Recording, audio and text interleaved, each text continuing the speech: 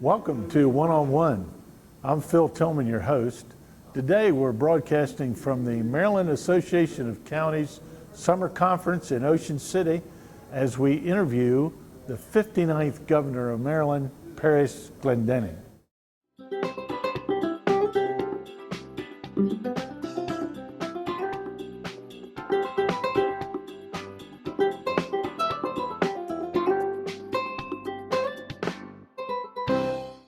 Good afternoon. Welcome to the MACo Summer Conference, a conversation with Governor Parris Glendening. It is my honor to welcome the Governor to our session today, and I'd like to welcome everyone to this particular session with a conversation. Phil Tillman of Wicomico County Public Access Channel 14 will interview our former Governor, Parris Glendening. This interview will be broadcasted on PAC 14 one-on-one television series. Your questions to the Governor are welcome. Please write them on postcards provided and pass to Robin during the session. I'm pleased to introduce Governor Parris Glendening. Parris Glendening is president of Smart Growth America's Leadership Institute. In this role, he travels across the country and around the world advertising state and local governments on smart growth, transit, sustainability, land conservation, and stormwater management policies and practices. He also serves as president of the Governor's Institute on Community Design, a technical assistance program run in partnership with federal agencies, including the EPA. Parris Glendening served as governor of the state of Maryland from 1995 to 2003. Prior to being elected governor, he served 3 terms as elected county executive of Prince George's County, Maryland. He served as MACo president of Maryland Association of Counties and president of the Council of State Governments. He twice was named the Public Official of the Year by Glendening magazine, the first time as county executive and the second as governor, recognized his nationally acclaimed Smart Growth program. Without further ado, I will turn the session over to Phil. Thank you, Tom. Thank you, Mr. President. And welcome, Governor. Thank you. I've been looking forward to doing this. Since last year at MACo, I had the honor of interviewing Harry Hughes, former governor of Maryland. So this is a return engagement. And speaking of return engagement, this is not your first trip to a MACo summer conference. Not at all. Right. How many conferences do you suppose? You know, I was thinking about that, and I'm guessing it's 31, 32, because it was 20 years as elected official in Prince George's County, council and executive, and I did every year then, and 8 years as governor, and then several since then. So it's been 31, 32 years. It's been great, and I've really enjoyed it. I might, by the way, when you said on the interview with Harry Hughes, I was looking at that tape a little bit, and I noticed that he described you as the Larry King of the Eastern Shore in terms of your interview techniques. Well, I failed to live up to that, especially I don't have any suspenders like you, like Larry King did. Governor, you were elected from the Washington, D.C. area, probably the first governor we ever had from that background. You weren't the mayor of Baltimore. You weren't from the Baltimore area. Did that pose challenges for you when you were elected governor? It did a little bit. Part of it was I was actually the first governor since that side of the state since 1869 when Odin Bowie was governor. And I've always wondered in my mind, what did he do that was so bad that for 150 years no one from that side of the state would be elected? I mean, I know what it was the county unit system of elections, but even so. Where it made a difference, first of all, was in running. A lot of people said, well, gee, you'll be a fine governor, but you really can't win from that side of the state. But secondly, when I got in there, the issues are different than Baltimore City, Baltimore County, or the rural areas or whatever. And as I tried to articulate for the first time, some of these differences of what huge counties like Montgomery and Prince George's County mean and how they work and so on. This was a relatively new part of some of the public policy discussions, so that was different. The biggest challenge really was not that I was from over there. The biggest challenge for me was that a lot of the legislative leaders thought you really should be in the legislature before you could be a good governor, notwithstanding the fact that a number of our governors were not. But they reminded me regularly, well, you don't understand the process, so, but we overcome that handicap as well. Well, you certainly understood the problems that are facing county government, even today, when you were a county executive and elected to the governorship. A lot of people who are running for office, probably every single one of them this year, when asked what one of the big issues is, says jobs. Right. It's jobs. I noticed in researching your biography that your first term, Maryland moved from 43rd to 14th in job creation. So you had a huge success. How'd you do that? Well, I came in to office knowing exactly how to do it. No, not at all. Mike Miller, the president of the Senate, sometimes says, Parris Glendening sometimes is good, sometimes he's bad, but he is the luckiest son of a that I've ever seen. And part of that was I came in office right as the Bill Clinton economy started to take off.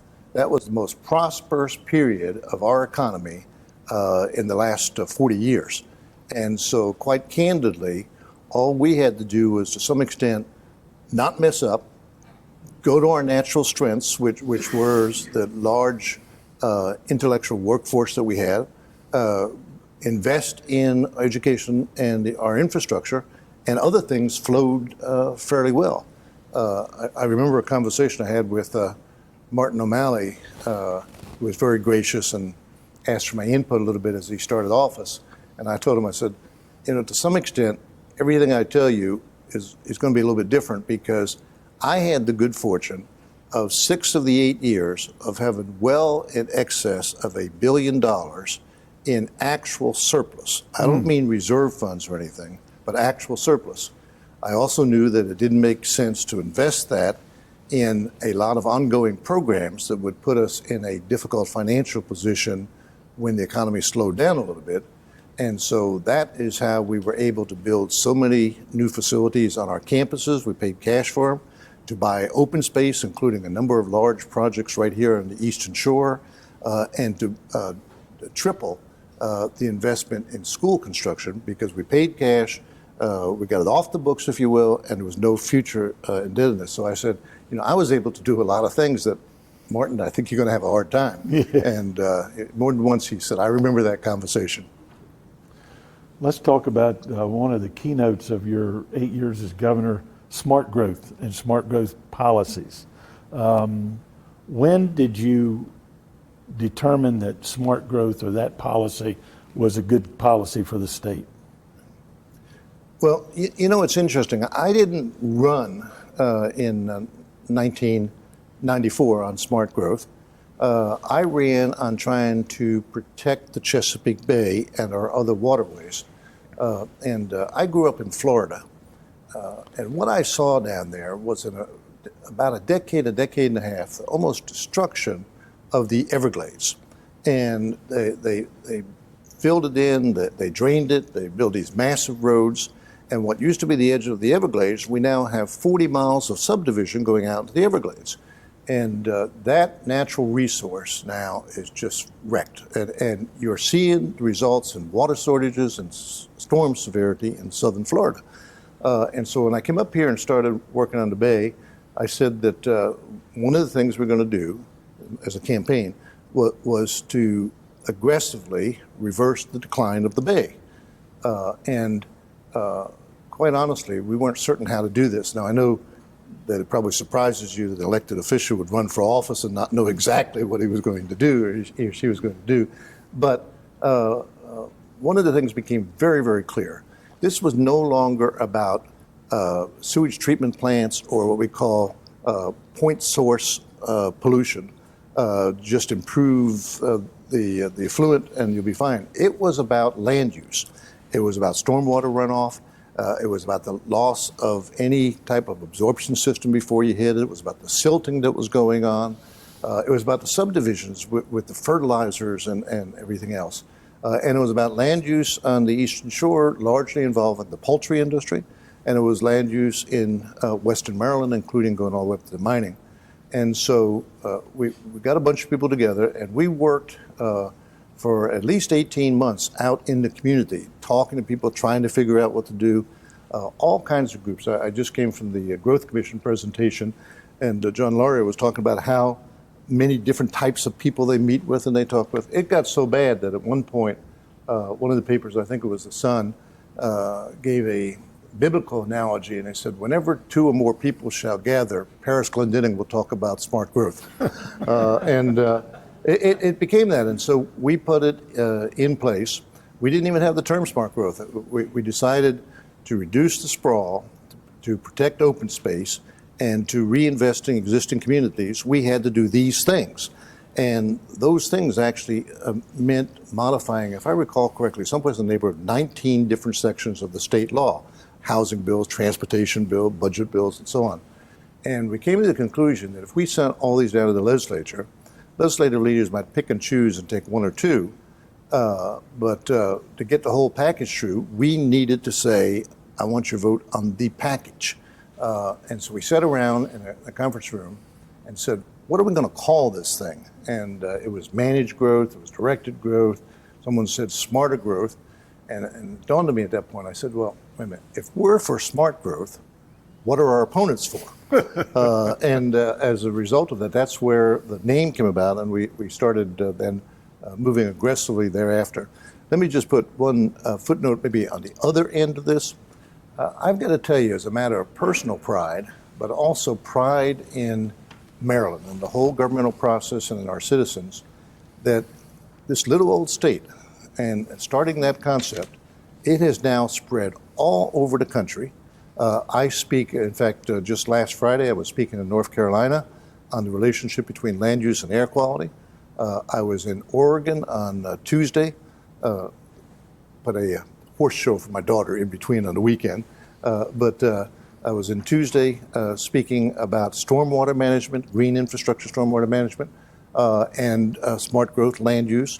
I've spoken in Turkey, Australia, China, and they're all doing these same things. I mean, it's so startling to be in a place like China and hear translated and all of a sudden in the middle of smart growth. And to think that we were able to put a spark of new thinking out there that has resulted in so many changes in so many areas and spreading around the world is, with modesty, quite exciting, but with pride for my state. I mean, this little state has had a major, major impact on development processes in the world.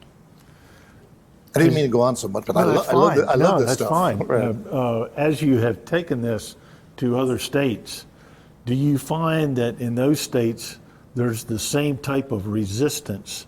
Local government, we're talking here to an audience of local government people who, for the most part, are pretty proud of the fact and guarding of the fact that zoning and land use is their purview, not the state's. Sure. How do you implement a smart policy, a good policy on growth? And we have the Secretary of Planning right here today. Not William Hall, that's your brother, but Rich Hall. Right.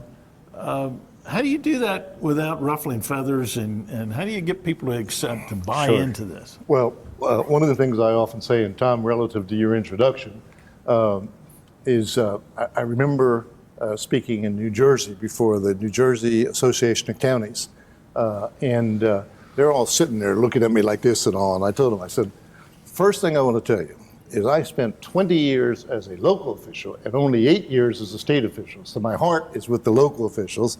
And for you county people, I spent, actually it was 22 years counting Hyattsville.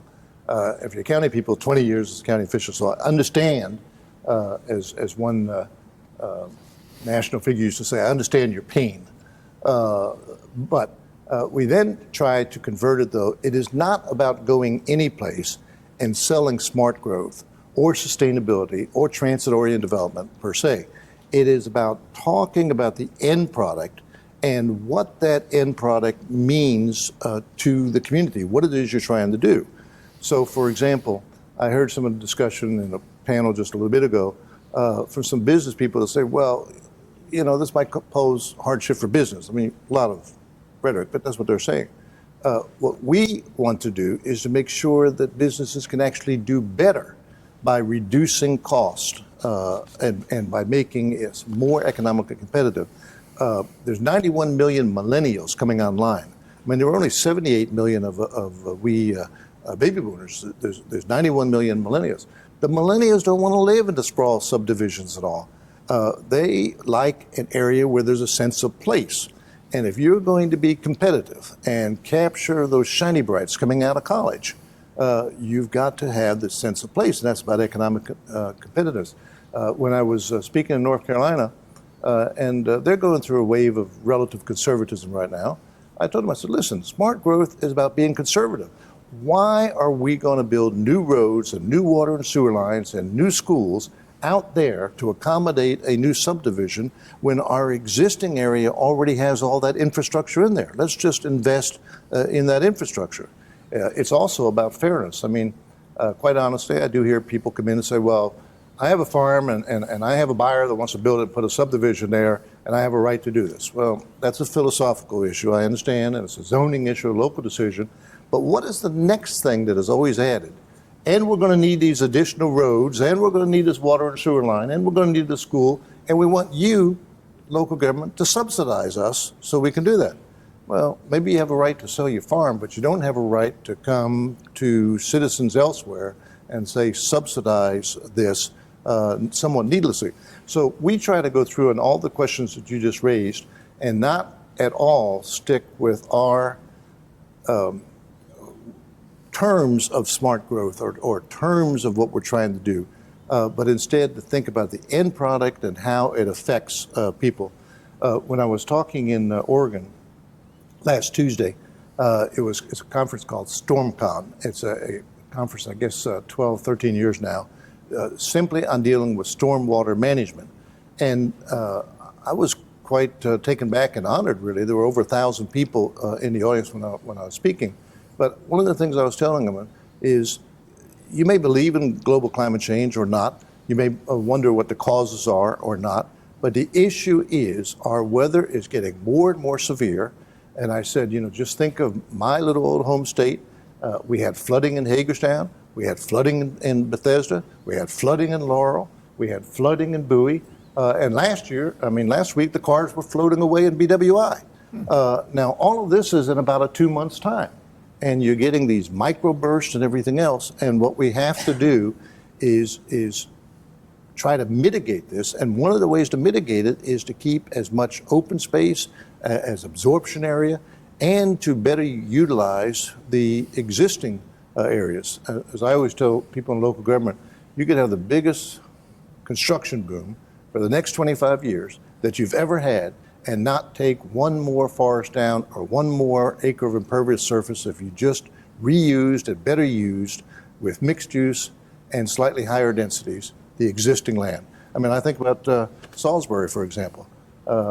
You walk around Salisbury, you could here, and there, in many cases, it's just paved asphalt lots for parking. And so what happens the first storm? You get what we call the first flush. That 90% of the pollutants going into the water comes from that first flush. And why? Because we think it's more important to have an asphalt parking lot in the middle of town than it is to have some reasonable development patterns. So that's part of the reason. I would like to think it's because of my eloquence and leadership, but part of the reason is these forces are pushing so hard that people recognize we change or we have the most serious disasters, including economic competitiveness disaster. Here's a question I'm going to ask for the audience in Salisbury and the 9 counties of the Eastern Shore of Maryland. Can we realize the goals of smart growth policies and still maintain a healthy poultry industry on the Eastern Shore? Which means, so poultry and tourism. Let's face it, that's what we're here. That's what sustains us now. Sure. The answer is yes, it can. There have to be some changes all around. There's no question about that. And by the way, it's not just Maryland, the Eastern Shore. I remember, for example, when we had the outbreak of Pfiesteria, and the first outbreak of Pfiesteria, that was on the Pocomoke River. First outbreak was actually down in North Carolina, and it was when these huge factory hog farms, there was a small flood, and some of the holding dikes for the waste broke, and they all went into the river. And we look elsewhere where these type, you saw 400,000 people in Toledo and surrounding area didn't have drinking water for a better part of a week because of the algae that is growing in Lake Erie. I was with some friends just this last weekend down on the mid-Potomac River, and as my daughter and I and our friends were going, and I guess my son was there too, right? As we were going across the river, we could see algae patches in the middle of the Potomac River. Now, what this tells me is, it's all, by the way, that all comes from the excess of nitrogen and phosphorus. And in today's world, most of that is agricultural source. We stopped the detergents, and we've done a number of other things in this and other states. And so it has to be done. Now, there are ways to do it. And what we ought to be doing is sitting at the table, not fighting one another, but saying, how are we going to do it? Part of it is the runoff, the so-called CREP system of having a small buffer between the streams and the creeks and so on. Part of it is limiting the amount of phosphorus that you're allowed to put on lands. Part of it even goes back to the waste disposal process and the chicken carcasses disposal process and all of that. Is it going to be easy? No.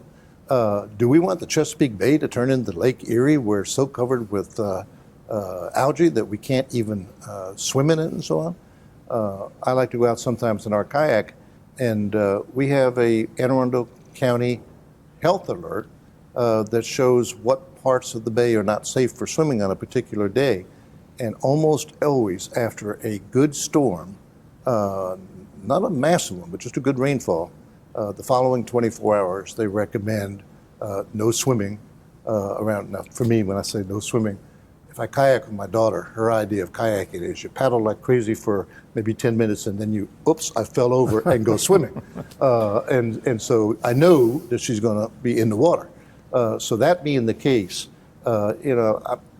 we have no choice. We must work together and get this fixed. Well, we're here in Ocean City, Maryland, and just last week there was an alert from Sandbridge, Virginia, which is a barrier island below Virginia Beach, that the waters of the ocean were polluted to the point where there was no swimming there. That's exactly at a beach, at a resort. That's right. I can't imagine Ocean City without being able to go in the ocean here. There's several international organizations, and they can tell you that there are dead spots in our major oceans that run as much as 100 miles. And it's no oxygen, it's just totally dead. And it's because of the pollutants or other areas where the currents have transferred, that masses of trash have come together in a way that they've almost formed these huge trash islands. And so, we have a serious problem in our big oceans. We have a serious problem in our bays, the Assateague Bay, the Chesapeake Bay, and we have a serious problem in our rivers. And no amount of saying local prerogative or whatever is going to fix that. And so what I urge is, I understand the challenge, I understand you were elected, but you sure don't want to be sitting here when the water supply is shut down because of algae and people look at you and say, I can't drink in my own home, what have you done? Mm-hmm. And that's what I think we're really looking at. Yeah. Let's go back to 2000. The 2000 legislative session, the Sun Papers declared it a slam dunk success for the governor. What were some of the slam dunk points of the legislation that was so successful in the year 2000? Now, I have a challenge in this because I was never too good on some of these numbers anyway. And so we're looking at 14 years ago, and some of the things may have been in different years. But I believe also that was the year that we got one of our anti-gun violence bills through. which I know some people that just don't want to hear anyone say anything about guns, no matter how many children are killed in schools or anything. Don't say anything about guns. But all that did was to say that you couldn't buy more than one handgun a month, which still gives you 12 handguns a year. I mean, how many handguns do you need, for God's sake? Required a limitation on some of the assault weapons. And I applaud Governor O'Malley for extending this even further. The second part, I think, was a significant strengthening of our smart growth program. Several additional things were adopted there. And that was one of the years also that we were able to make some fairly large-scale open space purchases as well. I think those were the major issues.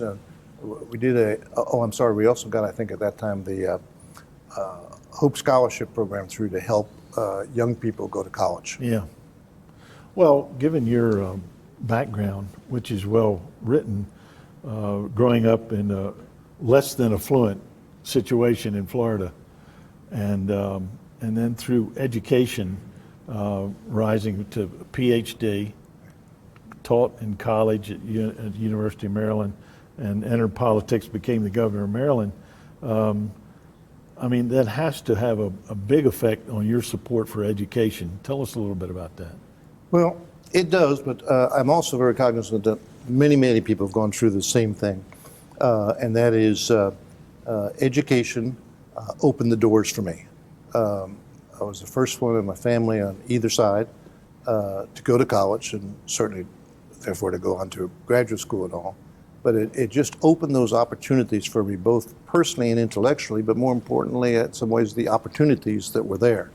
And I believe that one of the disasters that's going on in this country right now is both the concern about the quality of education, K through 12, and closing off the opportunity of higher education for so many people because of cost. And even that goes further because so many young people are coming out of college now with massive debt. And this is going to affect not only them, it's going to affect the economy and everything else, because you come out of college and all of a sudden you owe $70,000, and with our very strange system, you owe it at 6.5%. You're not buying a house, you're not buying a car, you're paying your college debt. And we are becoming a nation that inequality is becoming greater. And I think the first step on that is the inequality in education. Let's talk a little bit about the Baltimore Ravens and the Washington Redskins, both in Maryland. And you had a little bit to do with that. Right. That must be a neat story. What is, there are a lot of parts of it that are exciting and neat, and I thought at some point I might write an article or even a short book on it, because it was fun. And a lot of people worked together on that. But I'll tell you maybe just one aspect that makes it kind of funny. As we know, the old Baltimore Colts left town. William Donald Schaefer, to his credit, tried for years, both as mayor and as governor, to get a replacement team back.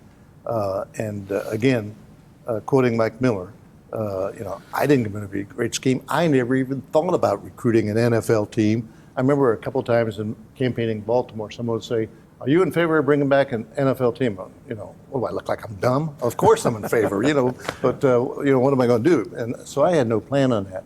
And a colleague of mine, and some of you in the room know him, John Moog, made the initial contact with Art Modell, the owner of the Cleveland Browns.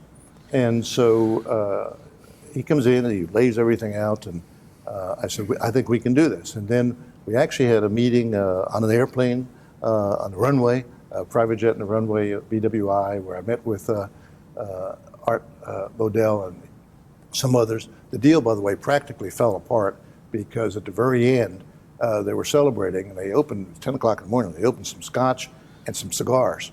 I don't smoke, You get 4 people in a small private plane. I thought I was going to get sick, and finally I got to leave, and out of there. But this is what, since you mentioned the 2 teams, to Jack Kent Cooke's credit, he saw an opportunity and he took it. And that was, I don't believe the Washington team belonged in the suburbs. I had said this publicly. I thought it belonged in downtown District of Columbia, and it should be a vehicle for investment in the city and for activity in the cities, exactly as the Orioles Ravens Stadium complex does. And I had no desire to recruit it out to Prince George's County, even though I had been executive there. Well, in any case, we had the votes all together in the legislature, and Jack Kent Cooke says he's going to build in Largo, and really wanted prevailed upon the local officials and all. So all of a sudden, my legislative aide, Joe Bryce, comes in and said, our votes are slipping away. Well, what happened was a lot of the legislators in Prince George's County who had committed to the Ravens felt, and I understand this, that they couldn't vote for the Ravens for the state help to go to Baltimore if they weren't prepared to vote for the Washington team to go to Prince George's County. And so we had to compromise, a word that's not particularly popular these days, but we had to compromise, and we did put in some state money, particularly some transportation money to build the overpasses, the access there, and so on. And so we ended up, I ran not one thought about building a stadium, and we ended up building 2 of them and got 2 NFL teams here. But as a quick aside, if I might, the Washington team's location has indeed been a disaster in terms of any activities of traffic. I mean, you look at people trying to get in and out of there. The only thing you can do is tailgate a little bit after. There is nothing around it that you would go to as compared to the Ravens or the Orioles, where before a game, after a game, you walk down the street, you go over here, you take transit to it. I mean, all kinds of stuff. All of that is missing. I trust you subtly noticed I refer to it as the Washington team. I did. I noticed that. You didn't say anything about the Redskins. No, I did that not. name. You, Governor, were a longtime opponent of gambling in Maryland as a revenue source. The fact that it has passed and we're have revenues coming in, have you changed your mind on that? No, not really, although my approach has always been, don't try to second guess the people who succeed you in office. I think there is a tendency on some elected officials to say, oh, I would have done it differently. And therefore, you get your shot at it. I had 12 years as executive, 8 years as governor, and I had my time at it. And so I don't think overall, I said this very clearly, that it was the right basis for the economy, because normally you're just shuffling money around in the economy. You're not producing things and so on. But the decision makers decided to go with it. And in the long run, it may well prove me totally wrong. I've been wrong on decisions that I've made, and that may well be one of them. In fact, I have some good friends that are involved over at National Harbor, which is where the casino will be over there. I certainly wish them well, but my position was pretty concise. I mean, I had it, no slots, no casinos, no exceptions. That was the entire public policy of Maryland for 8 years, and it worked. Policies changed, and so I wish everyone involved well.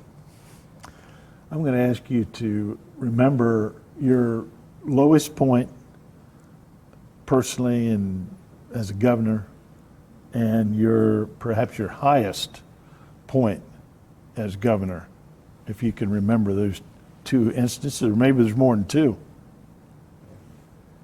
Well, on the lowest point, I think just after I came into office, we had a couple of ethical issues come up. One was a carryover in terms of a retirement system from Prince George's County, and the other one was a fundraising issue with a person who had a contract with the state. neither of them were at the level that it was any ethical criminal violations or anything, but they were wrong. And I got hammered in the press on it, probably with a degree of fairness, but it was painful because we had been through all of those years running a clean, ethical, professional government, and to have those two detract from the things we were trying to do, especially in our first 2 years there. We learned from it. We put far tighter controls on, and we went the remaining the 8 years with none of those type of problems. So I mean, I think that was the big difference. On the positives, I mean, there were so many, and I just really enjoy every so often, you know, someone will ask me and I think about them.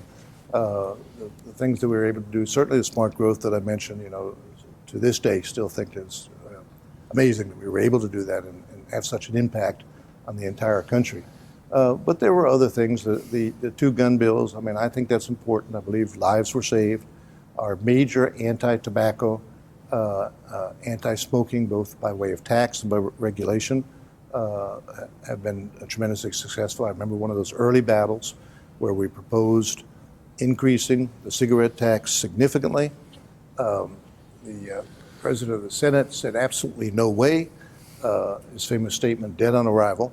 And I understand that he was from Clinton, and that's tobacco country, and in fairness, I mean, and I've been a senator for that area, that probably would have been my position.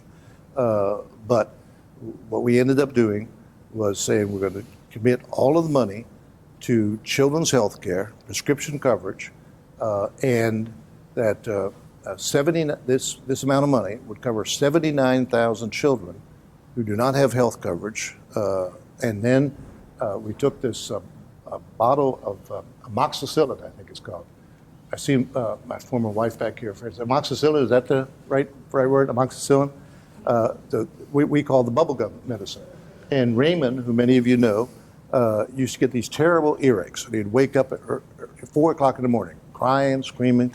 And as soon as we got that bottle of amoxicillin, within a couple hours of taking this, the pain would stop and he would be better.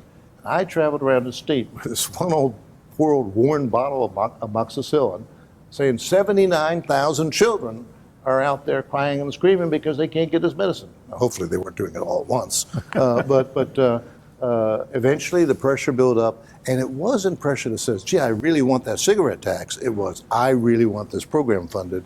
And Mike Miller called me in one day and said, all right, but because I had put that in the budget and the funding wasn't there for it yet.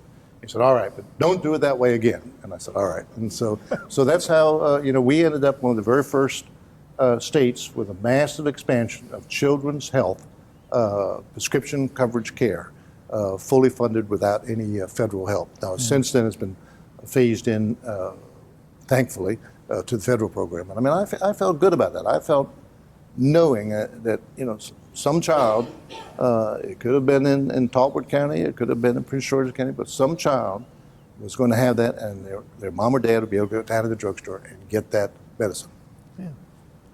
How about some memories of some humorous, something had to, you just mentioned Mike Miller was there. If he was there had to be something humorous happen. Oh, there's always interesting things with Mike. I like him and respect him, by the way. I really do. You have to know how to work with him, but he's a good person. He's an honest person, and so I respect him very much. Some different values, but I respect that as well. The funny incidences, one of them goes all the way back to the county executive day. My son Raymond was, I think, about maybe 5 years old, and the county had received an All-American City designation. Now, this is very rare for a county, and it was so important for Prince George's County because that's a good, solid county, but it has the misfortune of being wedged between two of the richest, most famous counties in the entire country, Fairfax County to the south and Montgomery County to the north. And so no matter how well we were doing, we always failed. So to be picked by the National Civic League as one of the all-American counties, they rarely do counties, almost always cities, as you can tell by the name. the award was given by the President of the United States, and the President at the time was Ronald Reagan. And so I go down to the White House to receive the award. My son, Raymond, came with me, and I had prepared my remarks personally. Didn't even use a writer or anything, because I knew how important this was. And I was all ready to say something when I get there, and I found out I don't get a chance to say anything. The President acknowledges what was going on. They called you across the stage, and they gave you the award, and you stamped the picture. That was it. And then you went out on the front lawn of the White House and made your statement. So I went out on the front lawn of the White House and made my statement, and with modesty, I thought it was good. I thought it was very good. And a reporter from Channel 5 that knew our whole family and that knew Raymond goes over to him and says, "So what do you think about meeting President Reagan?" And he looks up. Now, every parent here knows a child gets a certain expression on his or her face just before they say something totally inappropriate. And he looks up and he says, "Well, you know, he has a lot more wrinkles in person than he does on television." Well, that night, Channel 5 News being the 10 o'clock news, I turned it on to see how we're covered. I was very pleased with the lead story. And they showed me walking across the stage. Not one of my brilliant words, but she did say, the reporter did say, "Not everyone, however, was so impressed." And they give the soundbite from him. That was, by the way, the last time that I was invited to the White House in the Reagan administration, although George Bush Sr. was very gracious and invited us on several occasions. But that's one of the ones. And a lot of the ones are much more, not necessarily governmental, but things that happen during that. One other very quick one, during the Cal Ripken game where the big celebration for the number of consecutive games and so on, or the hits, I'm sorry, hits. Whatever it was, a big celebration. Yeah, it was 21-31. 21-31, exactly. And so President Clinton came to our box, and he had Chelsea with him. So at some point, Raymond's mom asked where Raymond is, and I look around, and they're back in a corner, Chelsea and Raymond talking. And they're like 2 or 3 Secret Service and 1 state protection guy and so on. So I walk over and I say, "So how are you doing?" I introduced myself again to her. I said, "How you doing?" I said, "What are you two talking about?" They said, "What a bore it is to have security around you all the time." And that just really kind of cracked me up of what children of elected officials go through. Yeah.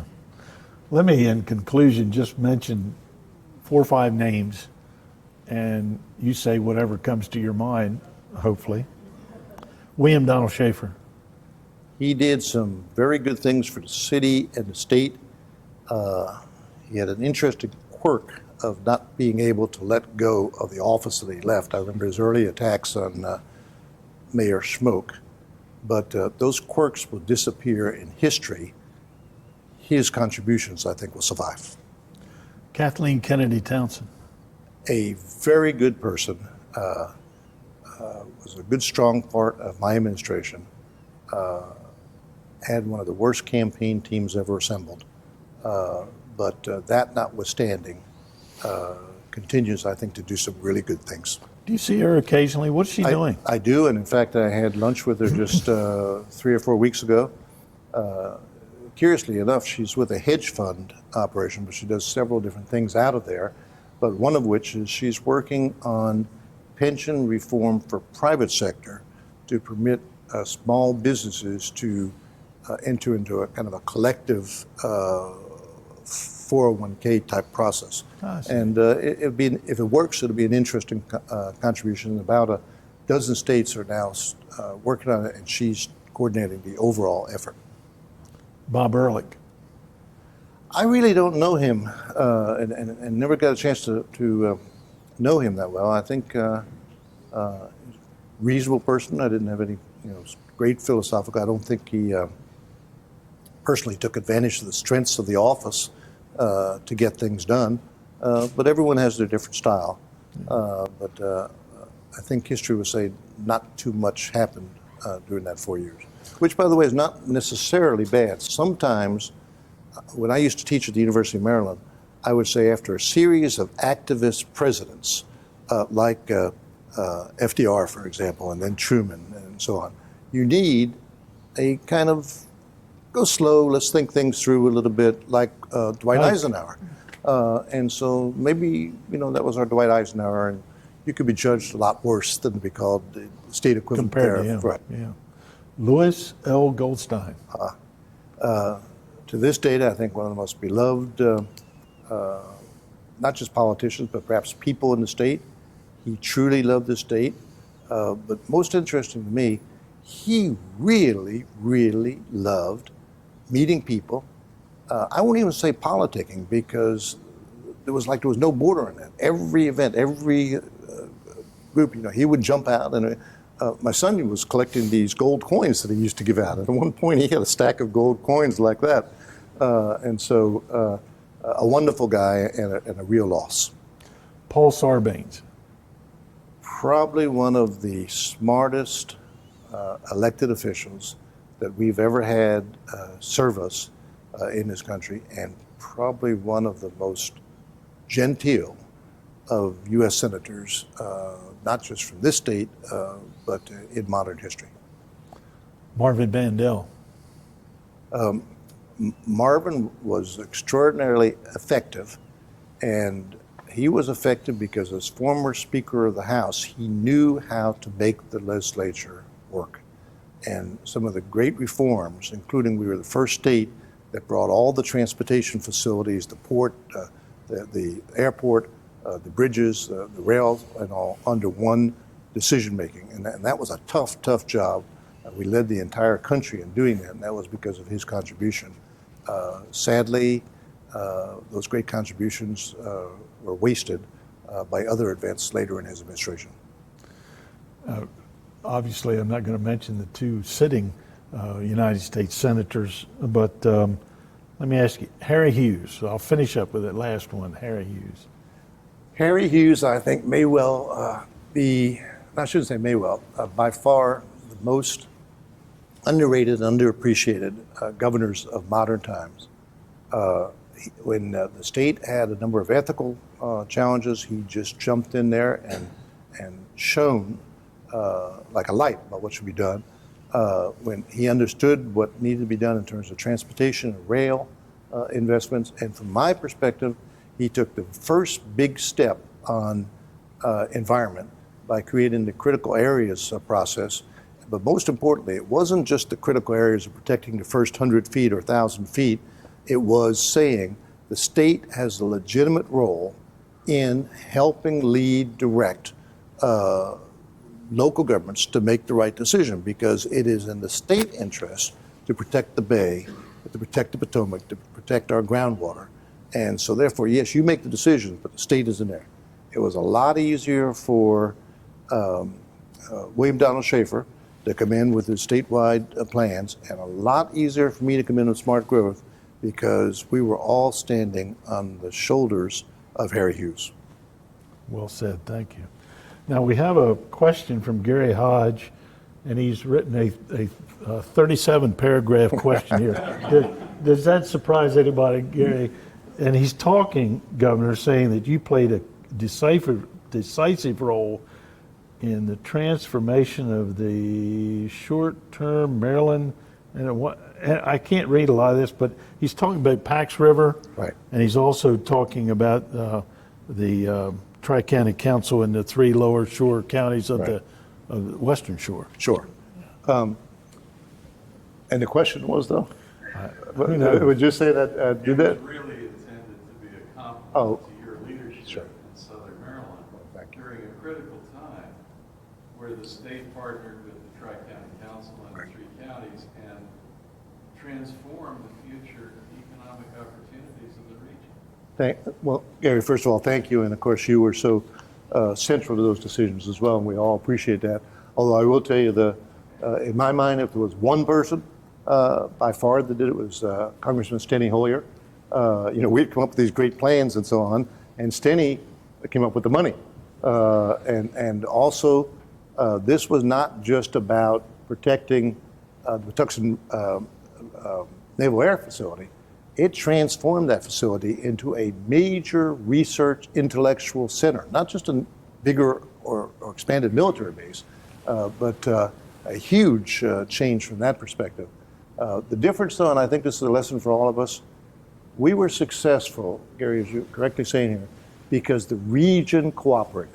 The region worked together, and the business sector got together with the elected officials and the community leaders.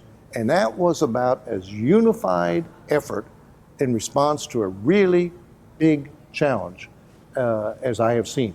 And I would suggest with modesty that on some of these other issues that are facing us, if we could get that same type of regional and cross-sector collaboration, we could have those same great success. The 8,000 people, by the way, that came to the Pax River base, the average salary was twice the salary of all of Southern Maryland at that time. Wow. And you put 8,000 people at that level, drop them right in the middle, and you're talking some real success.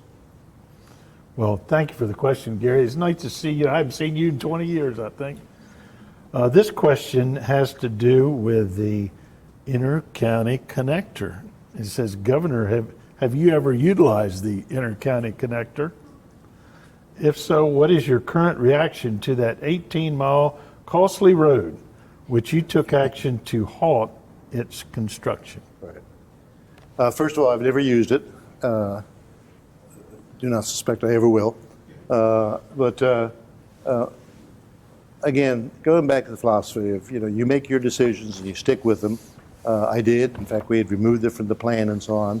The next governor restored it and started the construction, and Martin O'Malley finished it up. I think of the over $2 billion and how it could have been used elsewhere in the state for transportation needs. And most importantly, and a lot of people don't understand this, but that it was funded in large part by Garvey bonds, which people say, well, what in the world is that? That means you're obligating your future federal revenues to repay these bonds. And so now as we're trying to build, for example, the Purple Line, or we're working in Southern Maryland to get a light rail line down and everything else, we still owe the federal government about $1 billion to be paid off in the next 20 years by withdrawing some of our federal aid for this massive highway that I think I did not build it. Here's a good question. Tell us one issue or item that you wanted to address that you regret not being able to. I think twofold on this. One was the quality of education in some of our most pressed jurisdictions, both rural and urbanized. It's just so tough to do it at the state level.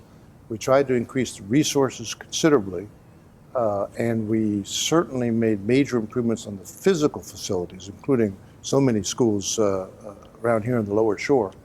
But we are losing the international competition for quality of education. And when we lose that, we'll lose our economic competitiveness.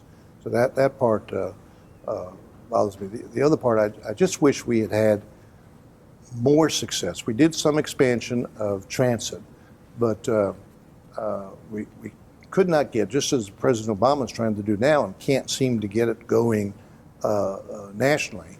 But I mean, I work around the world, and I was in China where they're doing 100 high-speed rail lines all at one time that asked me to come in and work with the national government on this. And yet, I have a vision for Maryland. I mean, I see, for example, in the Washington suburb, the Purple Line, several other small expansions that are underway right now in both Northern Virginia and the District of Columbia. I see a light rail, I see the connection of Metro across the Woodrow Wilson Bridge. We built it so it would withstand it, connecting with Northern Virginia. I see a light rail line running all the way down to La Plata or further, connecting with the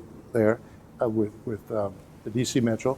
And I see a substantial enhancement of the Baltimore-Washington corridor mass transit and 2 additional lines in the Baltimore area. This is going to take money. There's no question about it. And the problem is right now our federal partner is gone. We owe them $1 billion. And I just have this feeling that we weren't able to get enough people excited that they were willing to say, this is going to make a huge difference. I will tell you this, the states that are doing this, though, and some of them are, the states that are doing this are going to face the coming fuel cost crisis in a dramatically effective way. And I believe there should be and I said this when I was county executive, a light rail line running from New Carrollton Metro Station right down Route 50 through major stops like in Bowie and coming to Annapolis.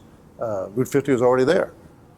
So instead they added 2 more lanes, and we now have 10 lanes across, and the biggest parking lot at 8:30 in the morning that you can see. Yeah. Well, transit is not just Metro. That's right. The transit system we have on the Lower Eastern Shore, short transit, transfers people from areas where there are not much employment or less, there's a lot of unemployment, over here to Ocean City. Absolutely. There's a route that comes right over here, and that's a huge help to the economy. Absolutely, and that type of transit is an integral part of that vision that I was talking about. And it costs less than it. It does. Governor, what would you like to say in conclusion? I think more than anything that I feel very fortunate. I have a wonderful son and a wonderful daughter. I feel that come from my background to be able to have these positions, but most importantly, I just feel fortunate because working with a lot of people, we were able to do things that I think has made a difference for individuals and made a difference for the state. I also feel fortunate that I'm continuing to successfully carry the battle elsewhere. Well, you look great, and you still talk great, and let's give a hand to Governor Glenden. Thank you. Thank you. Well, I appreciate it. Thank you so much. Very well done. Thank you. We want to thank the Maryland Association of Counties and Governor Parris Glendening for being with us right here on PAC 14.